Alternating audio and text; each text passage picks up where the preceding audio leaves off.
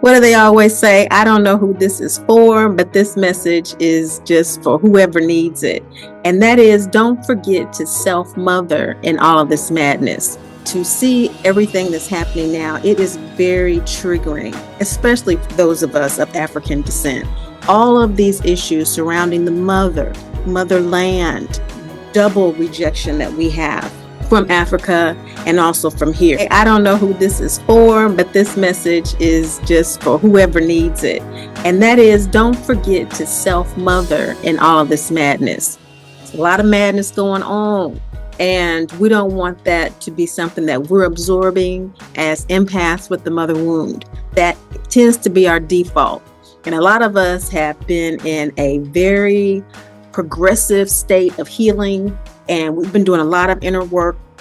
And I want to congratulate everybody on investing in themselves, investing in the time to do that. So we don't want to go a step forward and take 3, 4, 5, 6 steps backwards, which we can in all of this mayhem. So I just want to offer a few tips on how to stay on point with your self-care, which is more important now than it has ever been.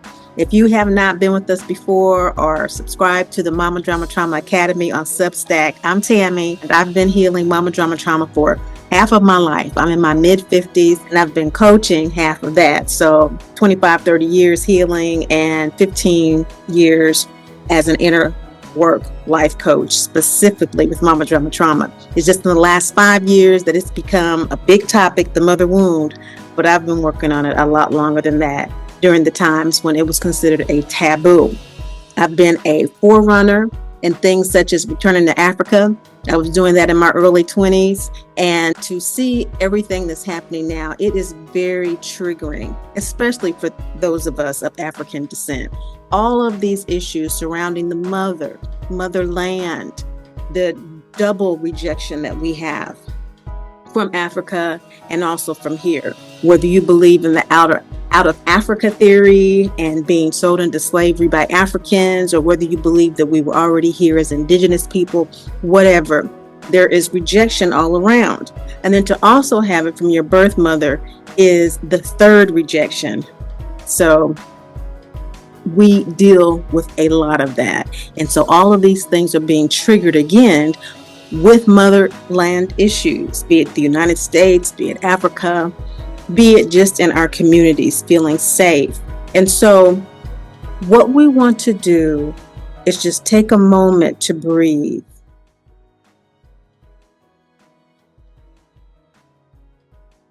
You just want to get still and just take a moment to just breathe. And in the morning, when you're waking up and you are coming out of your dream state, and it is taking you so long to get to sleep and to calm your nerves as an empath down finally to rest, and it's morning already, just stop and breathe. Inhale, exhale. Inhale, exhale. Just some self-calming, just for the moment. And you want to breathe in health, breathe out toxicity, breathe in love, breathe out rejection. And all of these things create a different neural network that you're building every day just by these little breath inhalations and exhalations. That's one thing that you can do. Another thing that you can do is ask yourself, what if I was born as I was born in order to heal?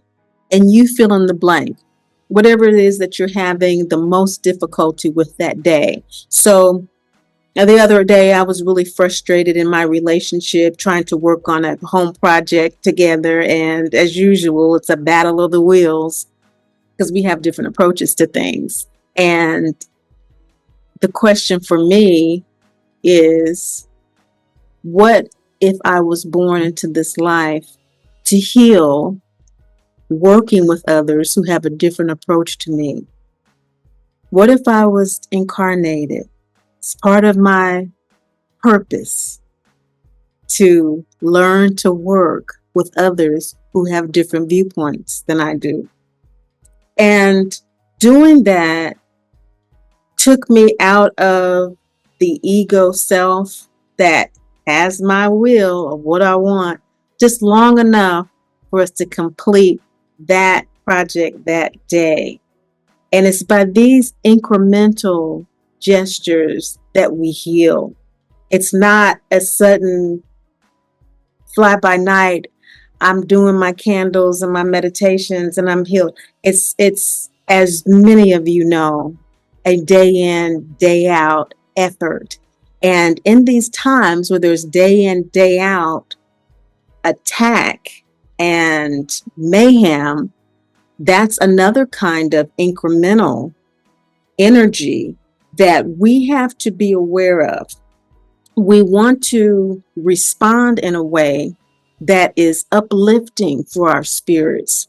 We want to be the ones that does that for ourselves so that we, day by day, begin to alleviate that tendency of wanting others to mother us, because that is such a core need that we believe that we have.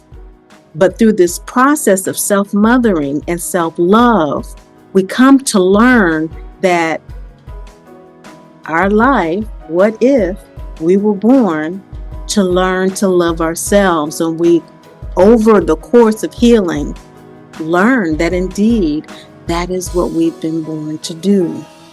And so, just like we were taught how to do things from childhood until now, some things that have not served us very well at all have taught us that love is trauma and love is drama, instead of love being something that sustains us, that supports us, that invigorates and encourages us having to do that for ourselves. We define it for ourselves in ways that are uplifting to us and for others. But we learn how to do that in its proper order. Encouragement to us, for us, and then to others. So I just wanted to come on and just for a moment remind you of that.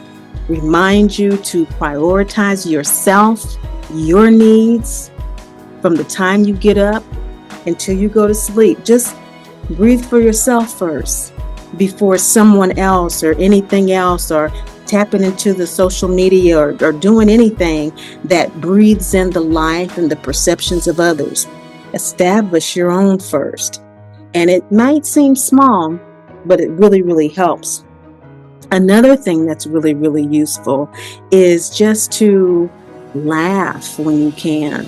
You know, tune into something that's funny, or sometimes you can just get a book that's a humorous book, or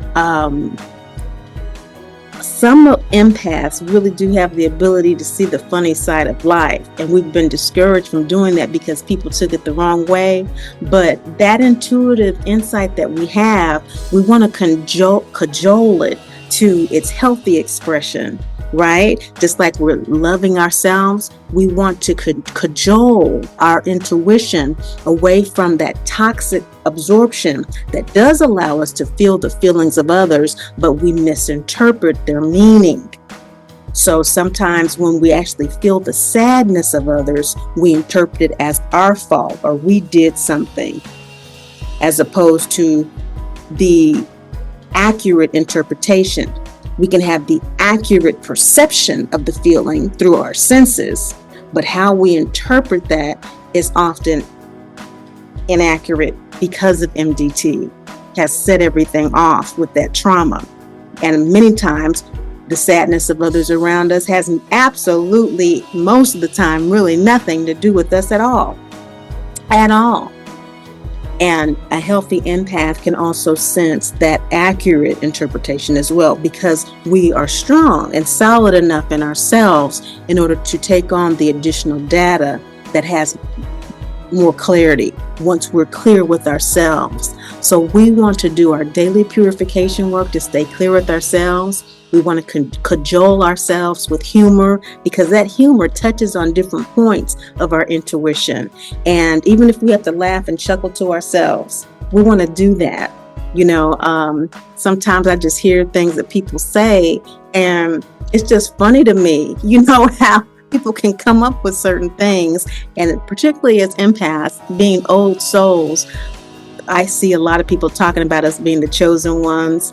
And that is true to a certain degree, but we don't really know what we're chosen for. And we're chosen for a lot of work, is really what we're chosen for. We're chosen to heal ourselves as well as others. That's what we're chosen for. And we can only get to that as empaths with mother wound once we have healed ourselves. And so I am still in my mid-50s working on these things, and I'm learning from others. And so these basic things we come back to even in this mayhem, which at times is difficult for me. So I go back to these core things. Sometimes I forget my humor. If you like to sing, don't let your song go. Keep your song in your heart. Sing that song you used to always sing. Just start humming. And you do not know how powerful you are. And that is enough. That's enough.